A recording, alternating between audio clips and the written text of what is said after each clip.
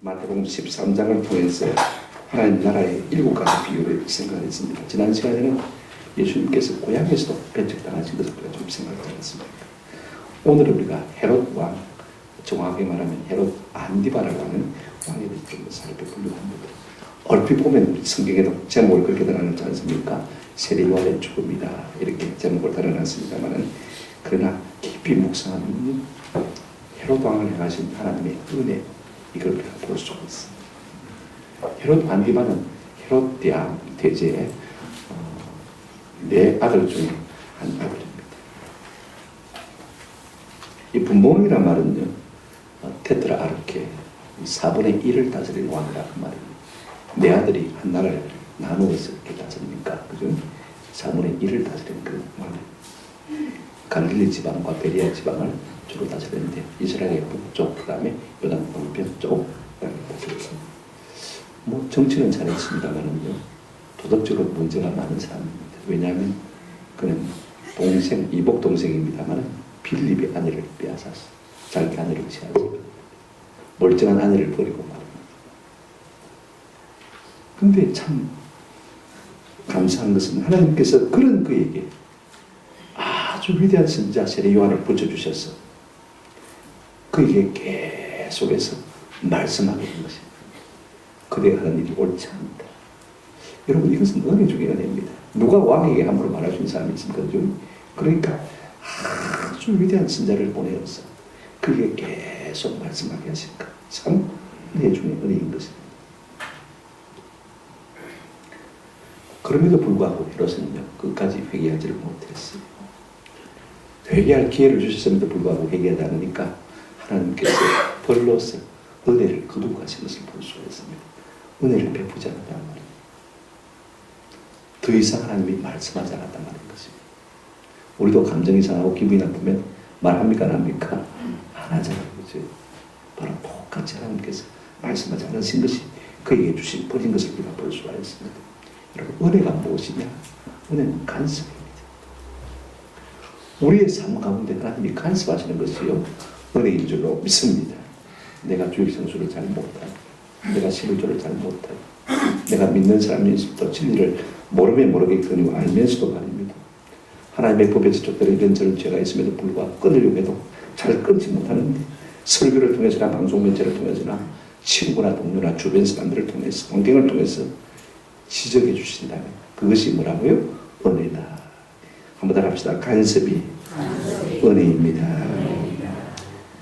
그러므로 우리가 헤롯처럼 은혜를 주심에도 불구하고요, 무시하다가 은혜가 거둬지는 그런 삶을 사는 것이 아니라, 하나님이 나를 사랑하셔서 말씀하시고 또 말씀하시는구나, 내 삶 가운데 은혜를 주시는구나 라고 깨닫고 은혜를 받아들이고 그 은혜를 누리는 저와 여러분 되시기를 주의 이름으로 축원합니다. 이런 관점에서 한번 보면 좀 살펴봤으면 좋겠다 싶어요. 첫째로 우리가 이 헤롯 왕, 헤롯 안디바라는 왕의 악행이 무엇인지를 한번 살펴보십시오. 1절 2절에 보시면 그때 분봉왕 헤롯이 예수의 소문을 듣고 그 신하들에게 이르되 이는 세례 요한이라. 그가 죽은 자 가운데서 살아났으니 그러므로 이런 능력이 그 속에서 역사하는도다. 그렇습니다. 그때는 언제냐면 예수님의 사역의 국방기, 예수님의 능력이요, 온 유대 땅에 소문으로 번지기 시작했습니다. 심지어는요, 그의 제자들을 통해서도 능력이 나타나게 됐습니다. 여러분, 유대 나라가 그렇게 큰 나라가 아닙니다. 그죠? 우리나라도 작은 나라지만은 우리나라의 경상남북도밖에 안 되는 땅이니까, 그죠? 예수님의 소문이 금방 번졌어요. 그래서 화제가 뭐냐? 도대체 예수란 분이 어떤 분이냐? 누구인데 저 아직 큰 능력을 행하시느냐? 이것이 당시에 화제였던 것입니다. 그래서 어떤 사람들은 예수님을 가리켜서 다윗의 자손, 메시아다 그러기도 하고, 어떤 사람은 능력 있는 선자 엘리야가 다시 환생했다 그러기도 하고, 어떤 사람들은 세례 요한이다 그랬습니다. 여러분, 오늘 이 헤롯 안디바는요, 예수님을 소문을 듣고 어떻게 생각했습니까? 누구라고 생각했습니까? 세례 요한이라고 생각했습니다. 왜 세례 요한이라고 생각했냐? 우리가 1절 2절 읽어보면 내용이 잘 분명하지 않습니다만은요, 병행구절인 마가복음을 한번 보시면요, 마가복음 6장 16절에 이렇게 말하고 있습니다. 헤롯이 듣고 이르되 내가 목벤 요한 그가 살아났다.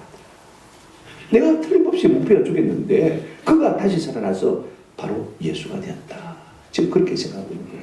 말도 안 되는 말이죠. 그죠? 그럼에도 불구하고 오늘 우리가 이 말 속에서 느낄 수 있는 것이 무엇이냐면요, 그가 지금 질병을 받고 있다는 것이에요. 그죠? 세례 요한 죽인 죄로 말미암아 마음의 양심에 가책을 받고 있다는 것입니다. 누구로 말미암아요? 예수로 말미암아 지금 양심의 가책을 받고 있는 것을 볼 수가 있습니다.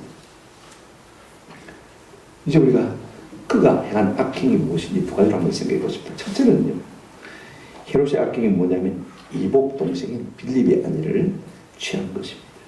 3절 한번 보실까요? 전에 헤롯이 그 동생 빌립의 아내 헤로디아의 일로 요한을 잡아 결박하여 옥에 가두었으니 됐습니다. 빌립의 아내 헤로디아의 일로 요한을 잡아 가두었다.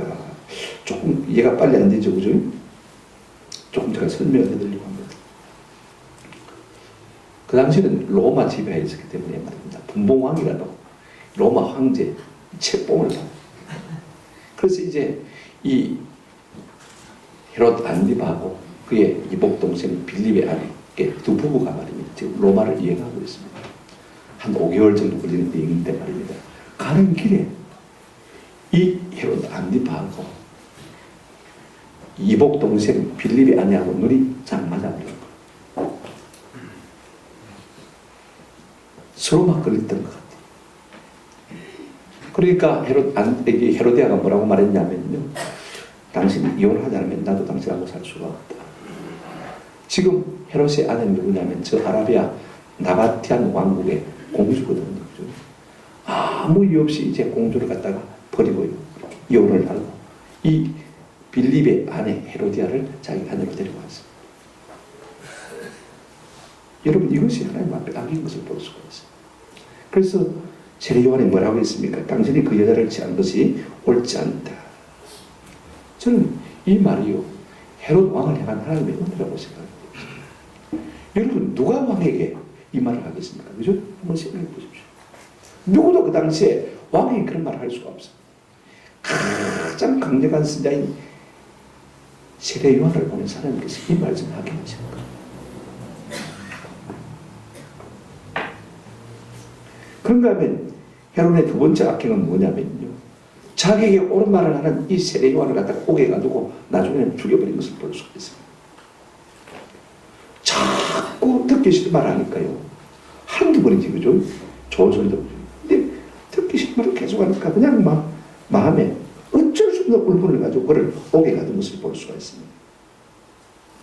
여러분, 불행은 여기서 끝나지 않습니다. 악은 잘하죠, 그죠? 마침내 그의 생일날 헤로디아의 딸 살로메가 와서 아주 살라리 춤을 춥니다.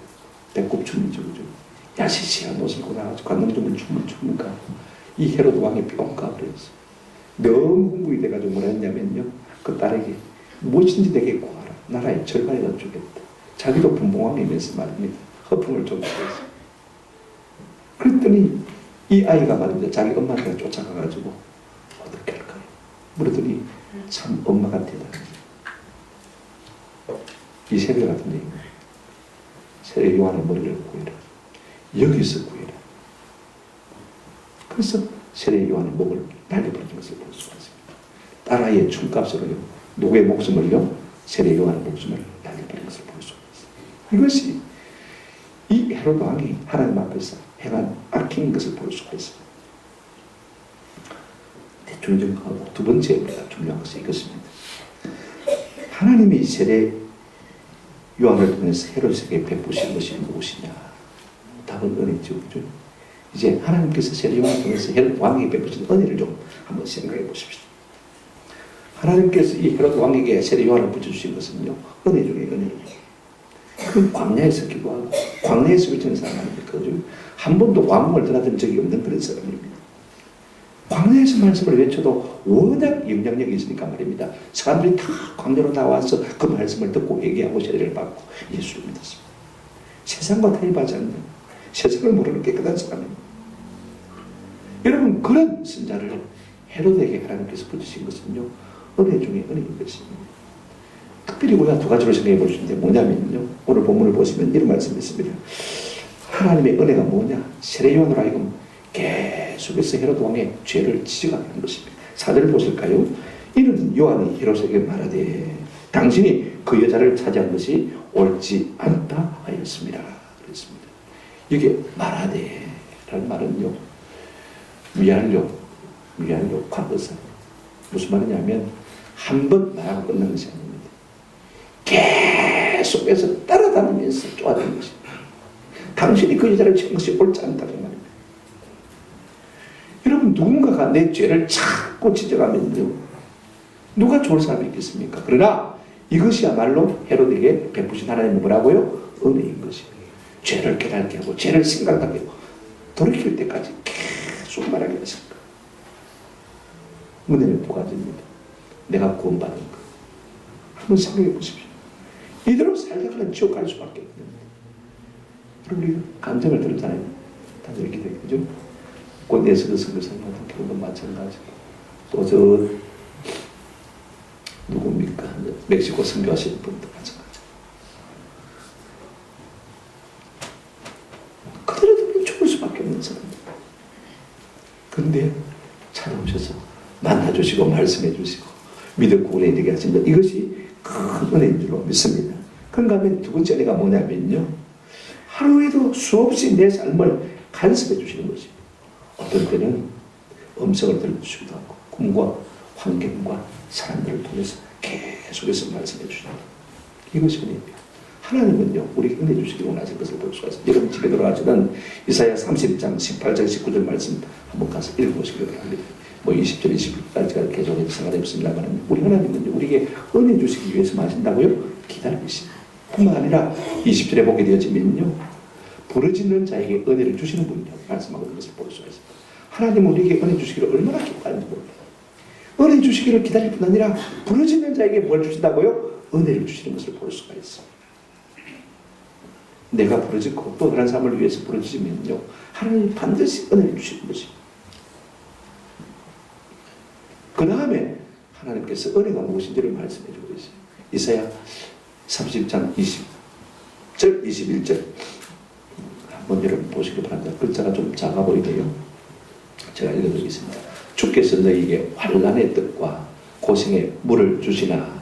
그 다음 말씀이 참 중요합니다. 네의 스승을 다시 맞아냐고요? 숨기지 아니하니 내 눈이 내 스승을 보는 것이라. 하나님 우리에게 주시는 첫 번째 은혜가 뭐냐면 스승을 숨기지 않는 것입니다. 우리를 가르칠 자를 우리에게 허락해 주시는 것입니다. 이게 참 큰 은혜입니다. 그 다음 절을 보시기 바랍니다.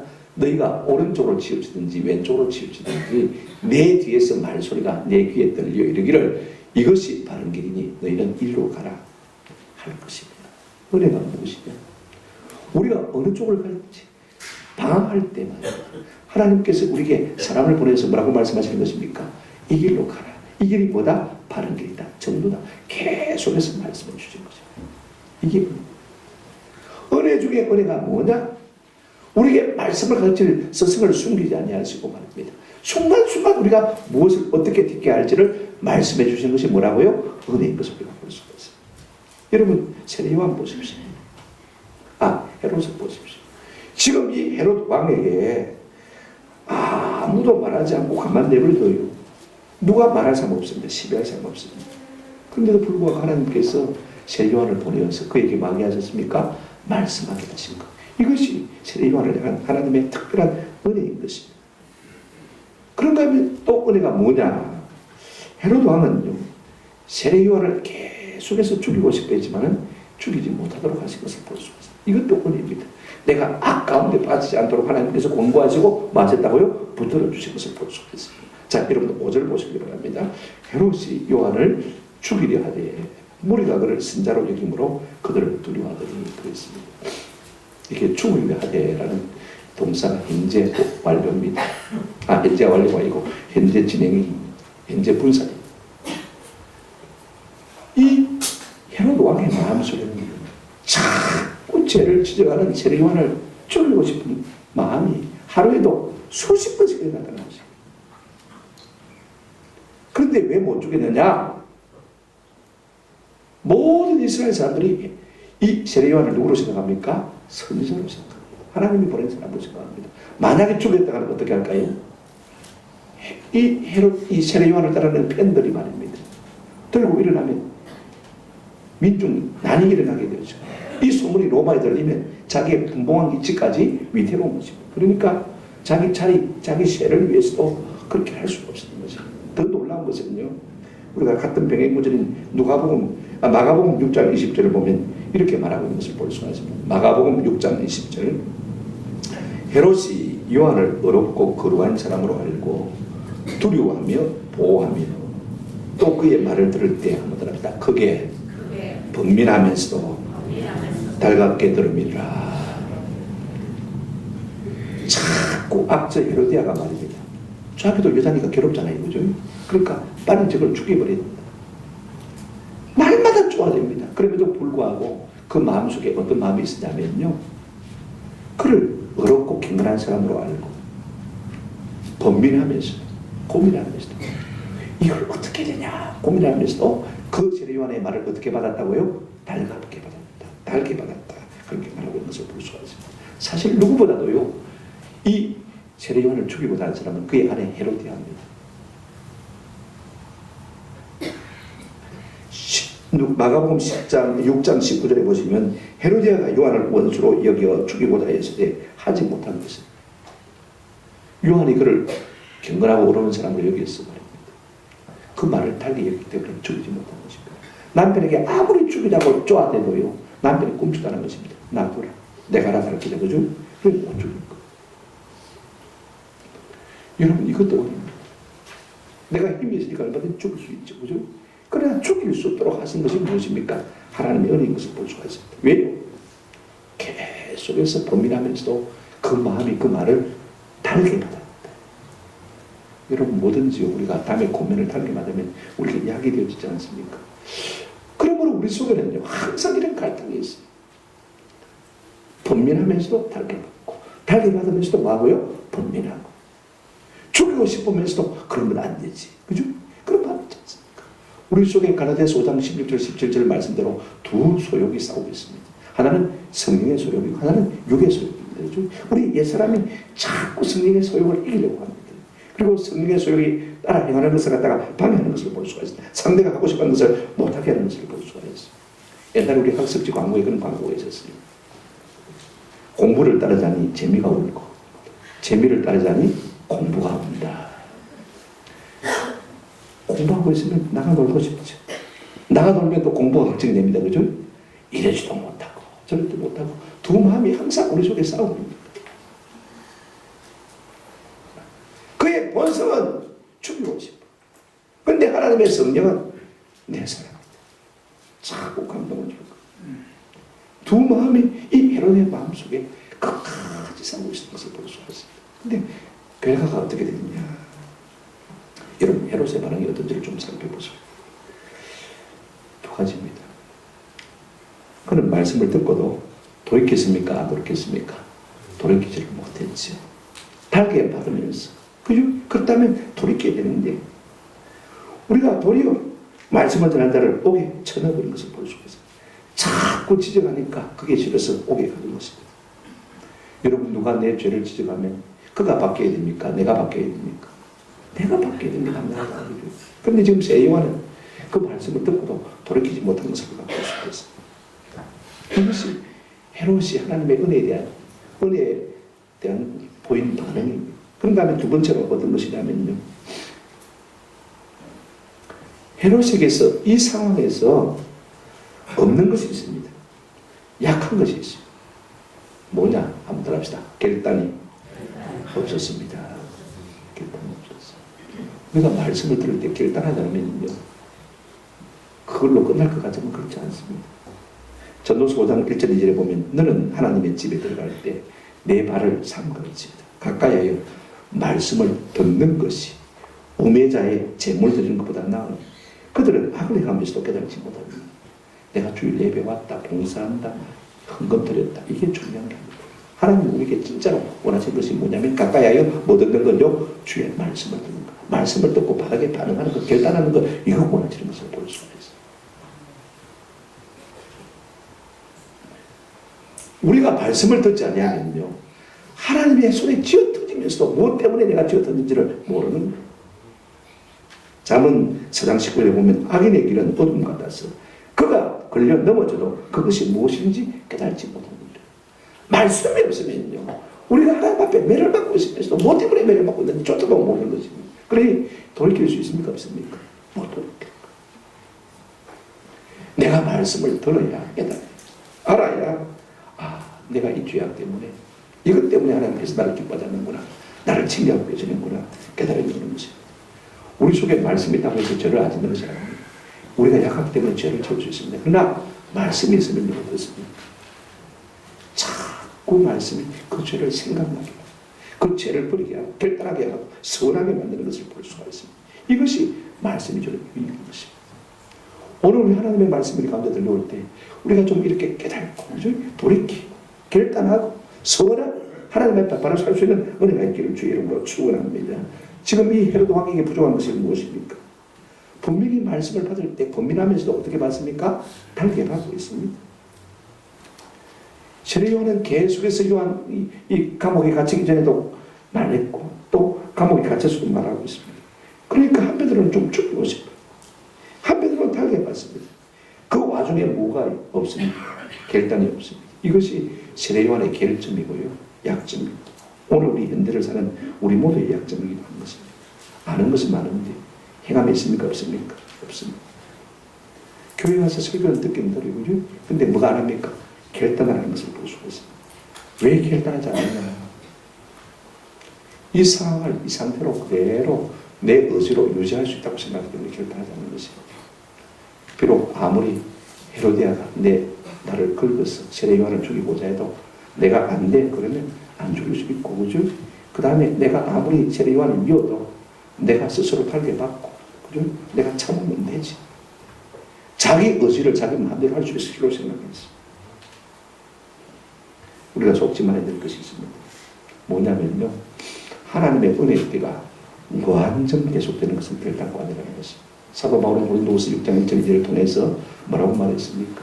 보라, 지금이 은혜 받을 만한데요. 보라, 지금이 뭐라고요? 구원의 날입니다. 하나님이 자비로우신 분입니다. 인내하시는 분입니다. 오래 참으시는 분입니다. 선하신 분입니다. 노하기를 드리하시는 분입니다. 그러나 언제까지 은혜를 주시지 않는 것입니다. 지금이 바로 은혜의 때인 줄로 믿으시기를 바랍니다. 중요한 것은 그렇습니다. 그 결과요, 마침내 헤롯의 삶에도 끝이 온 것을 볼 수가 있습니다. 언제입니까? 그의 생일날입니다. 드디어 때가 되었습니다. 6절 보실까요? 마침 어떤 성경은 그러나 이렇게 번역했습니다. 저는 그러나로 번역하고 싶습니다. 그러나 헤롯의 생일이 되어 헤로디아의 딸이 연석 가운데 춤을 추 헤롯을 기쁘게 하는 7절, 헤롯이 맹세로 그에게 무엇인지 달라는 대로 주겠다고 약속하는, 이제 헤롯의 많은 고관대적을 다 초대했고 로마의 천부장도 초대를 했습니다. 잔치에 하이데에 또 춤을 빠질 수가 있습니다. 그죠? 그런데 이 헤로디아의 딸 살로메가 말입니다. 완전히 좌종을 압도해버리고 말았습니다. 야시시한 옷을 입고 말입니다. 배꼽춤을 추는데 남자들이요, 그 관광객의 춤에 안동하던 사람이 없습니다. 헤롯 왕도 마찬가지입니다. 기분이 너무 좋아가지고 오버액션을 하고 말았습니다. 딸에게 뭐라고 말합니까? 무엇든지 내게 구해. 나라에 뭐도 주겠다? 절반도 주겠다. 자기도 4분의 1짜리 분봉왕인 주제의 말입니다. 그 나라를 쪼개가지고 반 주겠다고. 젊은 아들이 구해봐야 얼마나 구하겠냐. 조금 말 한 필 정도 구하겠지. 요즘 젊은 아들이 구하라. 아버지한테, 그죠? 아버지가 돈 있으면 젊은 아들이 뭐 좋은 스포츠카 같은 거 하나 구하겠습니다. 그 정도 구하겠지 생각했어요. 그게 자기의 실수였어요. 이 여아가 말입니다. 금방 헤로디아께 뽀로로 달려가더니 귀속말로 뭔가 주고받더니 다시 뽀로로 달려가서 뭐라고 말합니까? 8절 한번 같이 읽어보십시오. 8절 시작. 그가 제 어머니의 식품을 듣고 이르되 세례요한의 머리를 소반에 얹어 여기서 내게 주소서. 어디서 내게 주라고요? 여기 있어. 원문을 보면 지금 곧 여기 있어. 대단하지 않습니까? 사람의 머리를 쫙 잘라가지고 그걸 소반에 담아가지고 지금 여기서 내게 달래요. 엄마도 그렇고 딸도 그렇고 대단한 것을 발견했습니다. 지금요, 헤롯 왕이 진퇴양난에 받았습니다. 큰 소리를 쳤죠, 그죠? 마음에 찔리만 받죠. 진퇴양난입니다. 뭘 어떻게 해야 될지. 9절에 보시면 왕이 근심하라. 자기가 맹세한 것과 그 앉은 사람들 때문에 주라 명하고. 결국 무엇이 익었습니까? 성령의 소욕을 익은 것이 아니라 육체의 생각이 익은 것을 볼 수가 있습니다. 자기 체면을 생각한 것입니다. 하나님의 뜻을 생각한 것이 아니라 뭘 생각했습니까? 자기 체면을 생각한 것입니다. 내가 그래도 왕이고 남자인데 한마디 했으면 지켜야지. 그죠? 하나님의 뜻은 무엇입니까? 죽여서는 안 되는 것이죠. 오늘 우리는 세상 살면서요, 알량한 우리 체면 때문에 하나님의 뜻을 접을 때가 너무 많습니다. 결국 자기 체면을 다가 육체의 소욕을 태우고 만 것을 우리가 볼 수가 있습니다. 그래서 목비어 죽이라 명령합니다. 이제는 엎어진 물이 되고 말았습니다. 어떻게 돌이킬 수가 없습니다.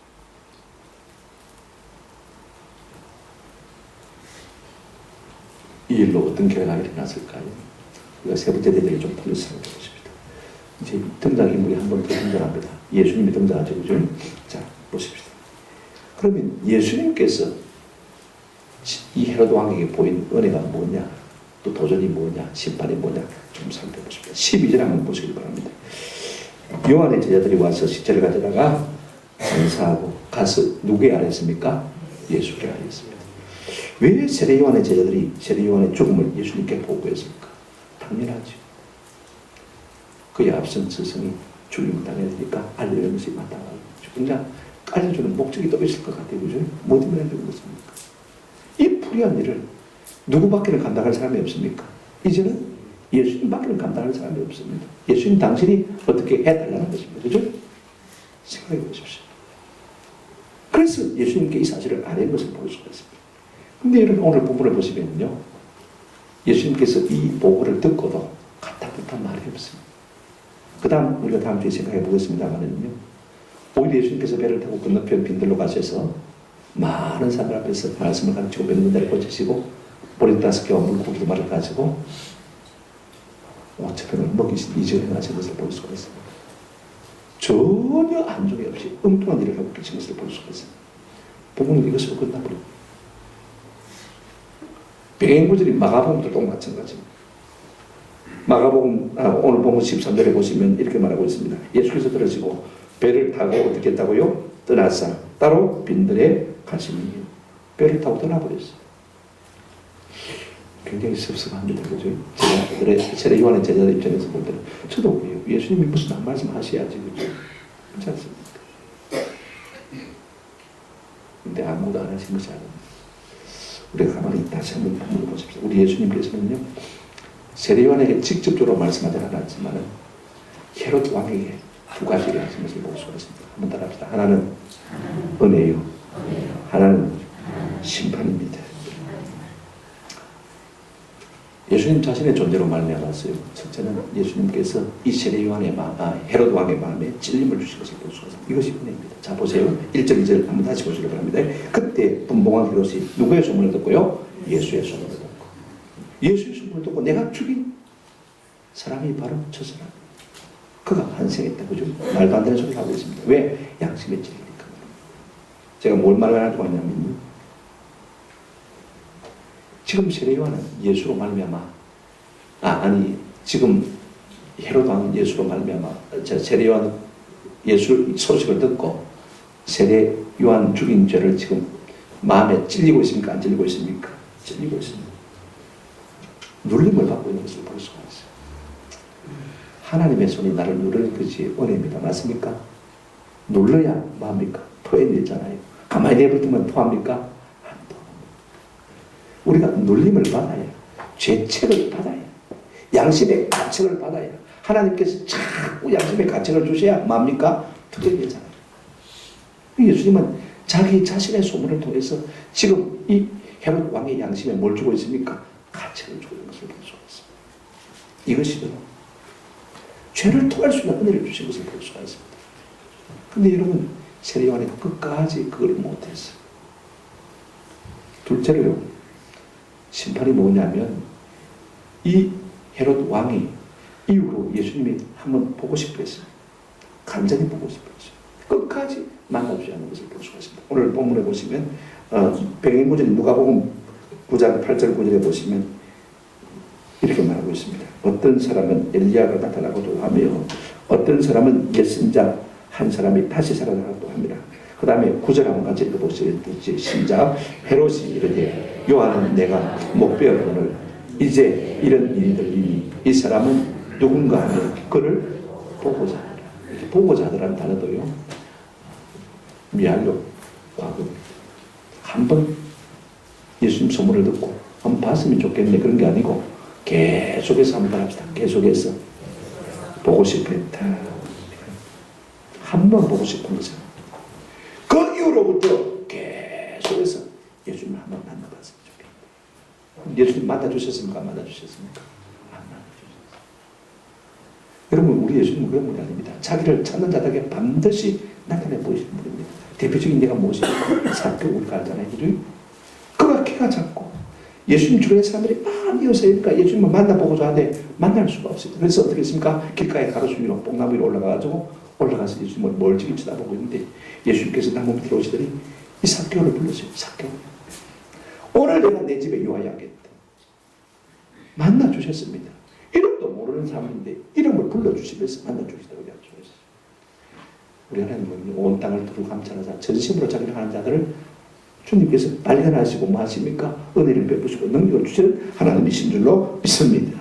그런데 지금 이 헤로드 왕이 예수님을 보고 싶어 하잖아요. 안 만나죠. 근데 딱 한 번 만나게 되죠. 언제입니까? 예수님이 십자가에 달리기 전에 재판받으실 때. 누가 앞에 재판받습니까? 헤로드 왕 앞에서 재판을 받습니다. 그 장면 한번 보실까요? 누가복음 23장 8절 9절입니다. 헤롯이 예수를 보고 기뻐하니 이는 그의 소문을 들었으므로 보고자 한 지 오래였고 또한 무엇이나 이적 행하심을 볼까 바랐던 연고들아. 그 다음 말이 참 중요합니다. 9절 한번 같이 읽어보십시다. 시작. 여러 말로 물으나 아무 말도 대답지 아니하시. 한 1년 정도 지났을 거예요. 예수님은 이제 죄의 모습으로 헤롯 왕 앞에 재판을 받습니다. 헤롯은 그나마 다행이라고 생각했습니다. 내가 예수를 만났으니까. 그래서 궁금한 건 여러 가지들을 예수님께 질문을 아마 수없이 쏟아냈을 것 같아요. 근데 예수님께서 대답했습니까? 안 했습니까? 한마디도 아무 말도 하지 않았습니까? 대답하지 않았어요. 여러분 다른 재판을 받을 때는요 예수님께서 거의 말을 하지 않았습니다만은요 한마디 정도를 했습니다. 당신이 그리스도냐? 내가 그렇다. 네가 말하였다. 그죠? 한마디 말 정도를 했습니다. 그런데 이 헤롯 왕 앞에서는요 그 많은 질문들 앞에서 한마디도 아무 말도 하지 않았습니까? 대답지 않으셨다. 여러분 이것이 헤롯에게 주신 벌이고 이것이 헤롯에게 주신 심판인 것입니다. 아멘. 뭐 하셨습니까? 말씀하지 않았습니까? 헤롯이 금방 죽임을 당하지는 않았지만 우리가 어릴 때 하나님의 말씀에 바로게 반응하지 못하면 결국은 죽기까지 하나님께서 그 말씀을 거두신다는 것입니다. 말씀을 맺으려고 합니다. 하나님이 헤롯에게 세례 요한 같은 사람을 보내시다면요 참 감당치 못할 은혜 아닙니까? 죄인 중에 죄인인 헤롯 왕에게 그 위대한 하나님의 사람 세례 요한을 보냈다면 참 큰 은혜입니다. 그것도 끊임없이 묘하려고 그죠? 현재 불사로 지적했다면요 하나님의 은혜 중에 은혜인 것을 볼 수가 있습니다. 근데 이 헤롯 왕은요 이 은혜가 무한히 계속될 줄 알았습니다. 말씀 앞에 맞지 않았습니까? 결단하지 않았습니다. 결단이 없었어요. 오늘 수많은 사람들처럼 이번 주에도 졸다가 집에 가고 지난주에도 졸다가 집에 가고 작년에도 계속 졸다가 집에 가고 올해도 졸다가 집에 가고 말씀 앞에 뭔가 변화되고 결단되는 것이 없는 이것이 큰 문제인 것입니다. 하나님 보실 때 누가 답답하겠습니까? 이런 사람들이 얼마나 답답하겠습니까? 마치 기차 레일 같다. 하나님과 사이에 가깝지도 않고 멀지도 않고 따뜻하지도 않고 차지도 않고 늘 똑같습니다. 늘 미지근한 채. 여러분 헤롯이요 세례 요한의 책망을 받으면서도 고민하며 달게 받은 그것이 하나님의 은혜의 때인 줄로 믿습니다. 그때가 하나님께서 구원하시려고 손을 내밀던 것이에요. 내가 저가 밉지만은 그러나 하나님이 보내셔서 말씀하셨다. 그러나 그때 헤롯은 결단하지 않았던 것입니다. 여러분 그로 말미암아 그 이후에 은혜가 계속될 것 같지만 하나님은 이 세례 요한에게 헤롯 왕에게 눈곱만큼도 은혜를 베푸지 않았습니다. 그렇습니다. 여러분 은혜의 때가 있고 구원의 날이 있는 줄 알고 하나님께서 우리의 삶에 대해서 우리의 죄에 대해서 주의 성소에 대해서 11조에 대해서 우리가 끊지 못하는 죄악에 대해서 말씀하실 때 지적해 주실 때 우리 모두가 좀 그 말씀에 바르게 반응하고 아멘하고 순종하고 결단하고 서원하는 은혜가 우리 가운데 있기를 주의 이름으로 축원합니다. 왜냐하면 계속 하나님이 말씀하지 않습니다. 말씀을 거두지 않는 사실을 꼭 기억하시기 바랍니다. 하나님의 간섭하심에 평행선을 달리지 않고 결단하고 변화되는 저와 여러분 되시기를 주님의 이름으로 축원합니다.